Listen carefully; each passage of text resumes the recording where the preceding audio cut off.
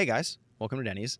Today we're going to jump into one of the brand new weapons with episode 2, the A-TAMS sniper rifle. More specifically, I'm going to be showing you guys an intro clip here in a second, kind of going over what I'm going to show you guys how to do in this video. But before we do, like the video if it helped out, subscribe if you feel that I have earned it, comment any feedback you got from me, but also follow me over on Twitch. We just finished a subathon over there. We're live nearly every single day. I would love to see you guys over there. We did all this testing live over there. So yeah, I'd love to see you guys over there. But let's check out this clip and then jump into the video.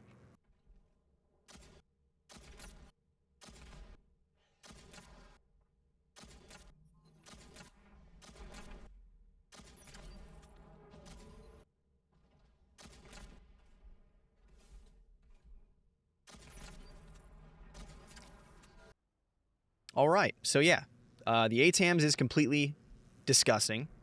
I do want to insert a disclaimer here because there is a little bit of a, I guess you would say, wiggle room with the crit chance. So with Sharon specifically and A-TAMS, you can get 100% crit with your, ambush or overcharged edge, whatever you're using, but some of the bosses have crit resistance. So I do want to put a disclaimer that not every single boss was killed in one attempt. Most of them were. The only ones that really are technically not a guaranteed kill to always get are basically the Tormentor. That's pretty much the only one where you have to kind of make sure you get a crit. Also, for some reason, Molten Fortress. But yeah, that's the disclaimer. With that disclaimer out of the way, this is still extremely consistent. Obviously, it's not as consistent as Serena. So if you guys want to just melt the new boss in 1 second every time, for sure, guaranteed, definitely check out Serena. I'll be throwing out a video for her sometime in the next couple days. But for right now, we're going to go over Sharon. So we're going to go into the build. So for the build, we're going to be obviously utilizing A-TAMS. We're going to be talking about the A-TAMS a little bit later in the video because I'm going to go through the mods, reactor, and the components and everything before I do. But definitely check out the timestamp. So first things first, we'll look at the build I'm using. Nothing crazy. It is overcharged edge Sharon. So if you didn't know about overcharged edge, it basically makes it so your ambush state gives you more damage than ever before. So 150% plus that additional 50% that you get for using half of your shield. So yeah, increased damage through the roof. And then we are going to be using conditional recharge, walk a tightrope. This is basically to get our health down as low as we can at the start of each pull, which I'll go into the tips on how to make sure that you get the intro to every single, I guess, like the mechanics down, kind of like Glay, I guess. It's very easy. You just spam your abilities before you go, and then you go. But I'll explain that later in the video.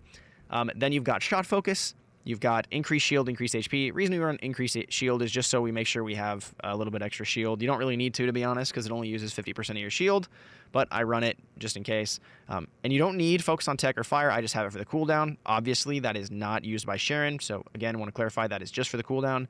Nimble Fingers, MP conversion. And that's it. Obviously, walk, tightrope, and shot focus are really the important ones because that's what's giving us our 45% firearm attack. So that is the setup for the Descendant modules. Let's look at the reactor.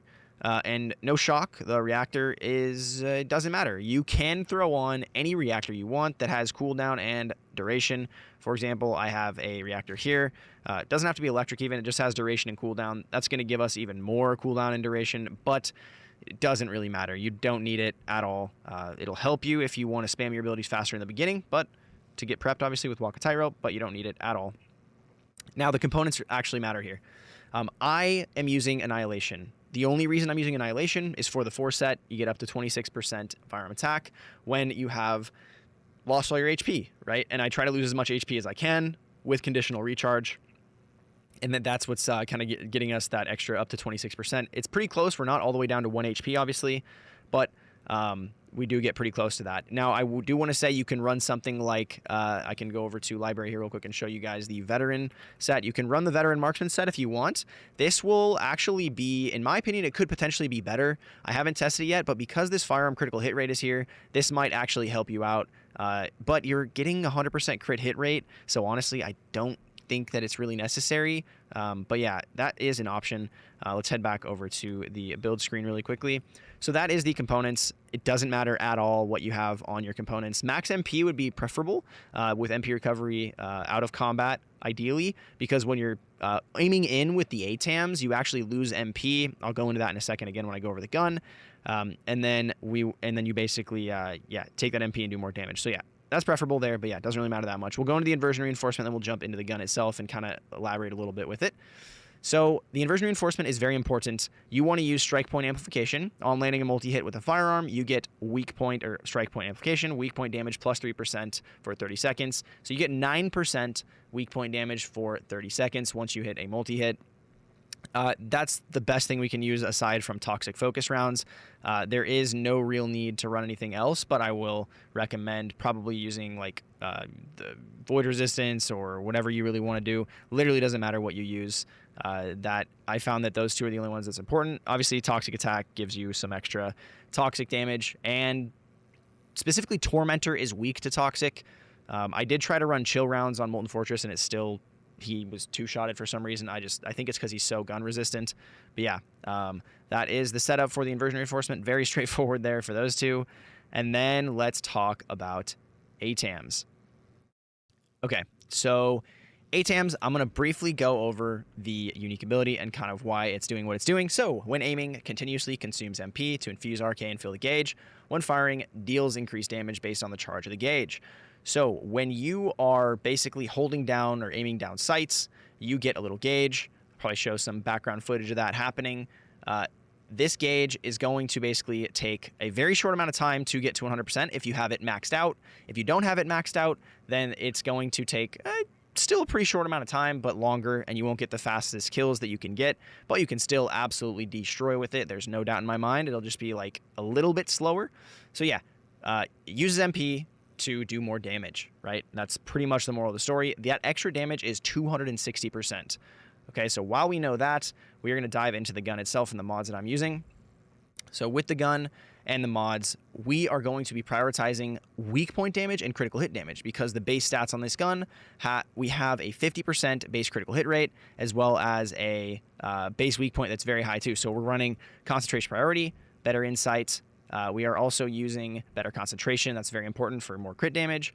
Now, we are using action reaction rifling reinforcement as well. Obviously, the concentration priority takes up that slot that we would use like bullet integration, but you could probably use something like bullet integration because that gives you 20% crit damage and 16% firearm attack. It would probably be pretty close to this. I did this just fine and it ended up getting me the kill and the temporary world record with Sharon. Somebody beat me. Shout out to Xiao Mao. I think that's how you pronounce that in the YouTube chat when I was doing this live.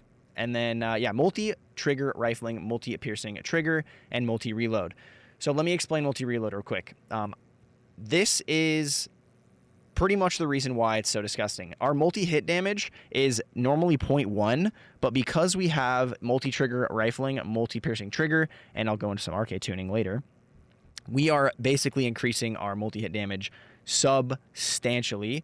You'll see if I take this off, it goes down from 0.4 to 0.1.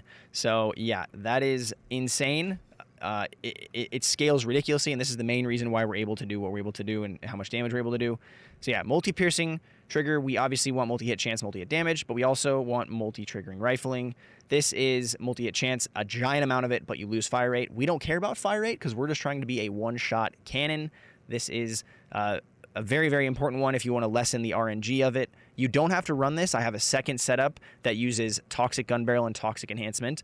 That is how I got the 3.199 run, but to get the more consistent runs of 4-second kills and around there, you want to run this. That way you have less RNG with the multi-hit and you can get more consistent kills.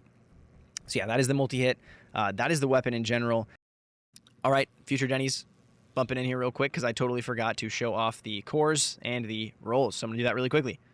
For the cores, only need 2. Firearm critical hit damage for both is what I have run. I did not test weak point, but it might be pretty good. Just saying.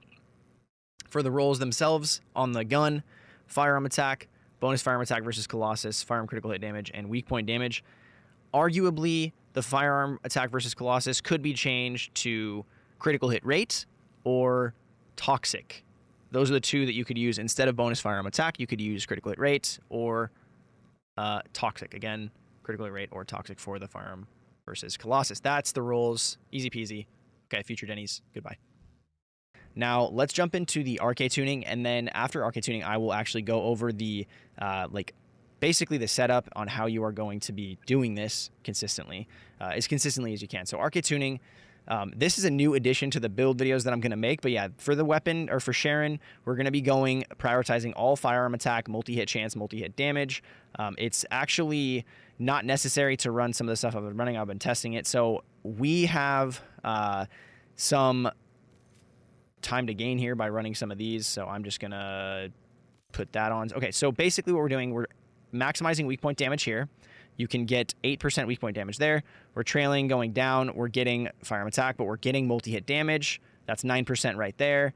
Multi-hit chance. That's 9% multi-hit chance right there. And then multi-hit chance and damage. So 12% multi-hit chance, 7% multi-hit damage. We want to make sure that we have this because this is what's going to give us pretty much every single time we're going to get a multi-hit, but not every single time we're not going to get a crit. So that is why we run up to the firearm attack here into crit chance or critical hit rate.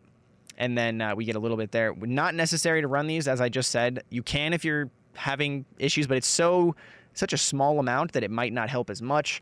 I was just doing some testing with it. You might consider running the purple one and then maybe going for the multi-hit damage here.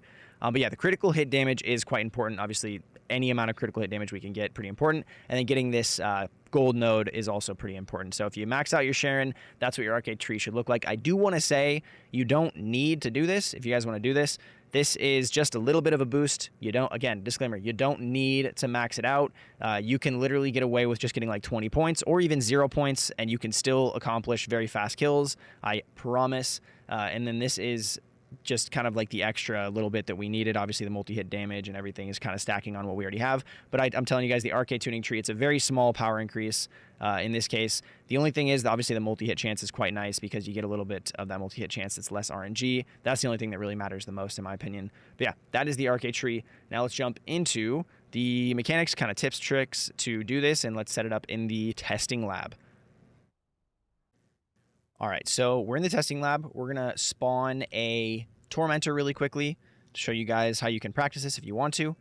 So all we're going to do, head over to the replenish supplies, make sure that you don't reload like I just started to do. We've got the A-TAMS out, and what we're going to be doing is I'm going to show you guys how to do this kind of like live action. So when you first get into the boss room, you're going to have 0 bullets most likely, like this. You're going to just be spawned in immediately. What I like to do is immediately start spamming my first ability, and then second ability, and then first ability again. So basically 4 uses of an ability gets your health down as low as it can go, guys. So again, I'm going to show that. So first ability, second ability, first ability, and then first ability. It doesn't matter what order you do them in. It's literally just 4 abilities. That's that. And now what you want to do is reload your gun. Again, it doesn't matter what order you do this in, but now that we've reloaded, we're going to tap and spam the overcharged edge. We're going to wait for it to go off cooldown. And as you can see, overcharged edge is back off cooldown. Okay. And we've also got our max shot. So we're going to shoot, immediately press overcharge edge, wait for it, wait for it, wait for it, and shoot again. As you guys can see on the damage meter on the right, and that was surprisingly the first time I recorded it. Like I said, it does have some RNG, so there is a chance that you don't crit, but it's very high chance to crit. So if you don't crit, it's pretty unlucky, and I have had a few strands of bad luck, to be honest, live on stream, but you can do that damage pretty consistently. So that is the 111 damage. And that was done with the first setting. Now I'm going to go into kind of like just a live action version of the boss and show you guys that from there, so you guys can see exactly what I do to get a better idea of like what I do from the spawn and everything like that. All right, so we just spawned in. We're going to use our 4 abilities, any order, and then we are going to reload our weapon. Immediately start spamming our second ability so that it goes on cooldown, so we have it up in time to run our second shot. I'm going to wait for his shoulder to spawn. Immediately use overcharged edge like that. Wait for it to charge up, and there it is. Just like that. Took a couple runs to get that, unfortunately, but you can get it consistently. Sometimes you can not get it consistently. Like I said, if you want to run Serena. Definitely get some voucher farming going, but this is a pretty cool way to kill him, and it makes it so that it's, you know, there's a little bit of a different meta, which is nice. But yeah, that's the kill. But yeah, that's pretty much it for the video. I hope you guys enjoyed. Let me know your thoughts in the comments about the A-TAMS if you've used it, or what you think of the video as a whole. Definitely curious what you guys think of that. And yeah, don't forget to follow me over on Twitch. Like the video if it helped. Subscribe. And I hope to see you guys over there on Twitch. I hope you guys have a great rest of your night, day. And I'm out here, guys. Peace out. Goodbye.